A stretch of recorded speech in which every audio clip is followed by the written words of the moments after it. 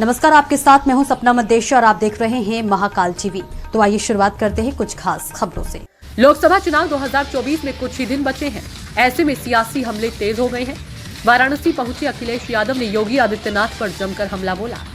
विधानसभा सत्र के दौरान बुधवार को योगी आदित्यनाथ ने कहा था कि हमने तो केवल 3 जगह मांगी है। योगी ने कहा था कि अयोध्या के साथ अन्याय हुआ है, पांडवों के साथ भी अन्याय हुआ था। उस समय भगवान कृष्ण कौरवों के पास गए थे और उन्होंने केवल 5 गांव मांगे थे। हम तो अयोध्या, काशी, मथुरा मांग रहे हैं। गुरुवार को वाराणसी पहुंचे सपा अध्यक्ष अखिलेश यादव ने कहा कि सीएम योगी बताएं कि कौरव कौन है। यह कौन तय करेगा कि पांडव कौन और कौरव कौन है। हमारे लिए संविधान और कोर्ट सबसे बड़ी है। इससे पहले अखिलेश यादव ने जयंत चौधरी के बीजेपी में जाने के सवाल पर कहा था कि जयंत बहुत सुलझे हुए व्यक्ति हैं। मुझे उम्मीद है कि किसानों की लड़ाई के लिए जो संघर्ष चल रहा है वे कमजोर नहीं होने देंगे। अखिलेश यादव की पत्नी डिंपल यादव ने भी जयंत चौधरी को बहुत सुलझा हुआ व्यक्ति बताया था। जयंत चौधरी के बीजेपी में जाने के बयान पर रालोद का बयान भी सामने आ गया है। रालोद के राष्ट्रीय प्रवक्ता पवन आगरी ने कहा कि चुनावी हर्ष है। बहुत सारी पार्टियां हमारे साथ संगठन और गठबंधन के लिए आ रही है। भाजपा के द्वारा पिछली बार भी गठबंधन की पेशकश की गई थी, इस बार भी पेशकश की जा रही है। वे 4 सीटों की बात कर रहे हैं, लेकिन हमने 12 लोकसभा सीटों पर तैयारी की है। इस बात का फैसला हम लेंगे कि हम किसके साथ गठबंधन में चुनाव लड़ेंगे।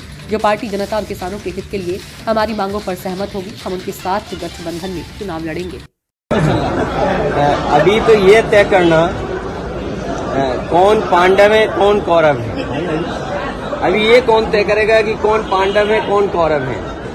और अगर हम संख्या बल पे जाएं तो बीजेपी तो ये कहती है कि वो दुनिया की सबसे बड़ी पार्टी है। तो पहले ये तो तय हो जाए कि कौरव कौन है, पांडव कौन है। मुख्यमंत्री जी ने ये कहा कि रातों रात नंदी जी ने बैरिकेडिंग तोड़वा दी। देखिए, मुख्यमंत्री जी क्या कहते हैं, हमारे लिए संविधान और कोर्ट सबसे बड़ी चीज है। एक सवाल जयंत चौधरी के अटकलें लगाई जा रही है कि एनडीए में शामिल हो सकते हैं। भारतीय जनता पार्टी दलों को तोड़ना जानती है। भारतीय जनता पार्टी किसको कब लेना है वो जानती है। भारतीय जनता पार्टी ये भी जानती है कि कैसे बेईमानी करनी है। चंडीगढ़ में देखा आपने किस तरह बेईमानी हुई है। भारतीय जनता पार्टी ये भी जानती है कि कब किसको खरीदना है। भारतीय जनता पार्टी यूं ही थोड़ी सबसे बड़े दल बन गया है। वो जानते ना कि कब किसको कैसे क्या करना है, किसके पास ईडी भेजना है, किसके पास सीबीआई भेजनी है, किसके पास आईटी इनकम टैक्स का छापा मारना है और किस पत्रकार का कब मुंह बंद करना है, किस चैनल को क्या बजट देना है। अगर बजट नहीं दिया तो कंट्रोल कैसे आएगा।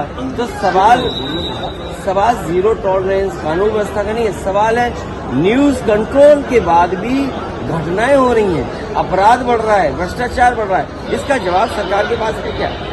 सोचिए, नौजवान मजबूर है इजराइल में नौकरी करने के लिए, क्या कोई अपना घर परिवार छोड़ करके एक वॉर जोन में जाएगा।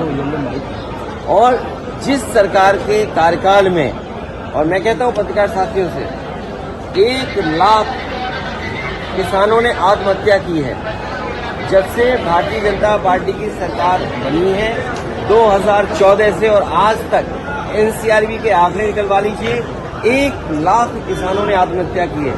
और जहां 1 लाख किसान आत्महत्या कर ले, आय दोगुनी ना हो, महंगाई को रोक ना पा रहे हों, डबल इंजन की सरकार का क्या मतलब है। तो फिलहाल के लिए इस खबर में इतना ही। देश और दुनिया की तमाम बड़ी खबरों को देखने के लिए देखते रहें महाकाल टीवी। एक और है।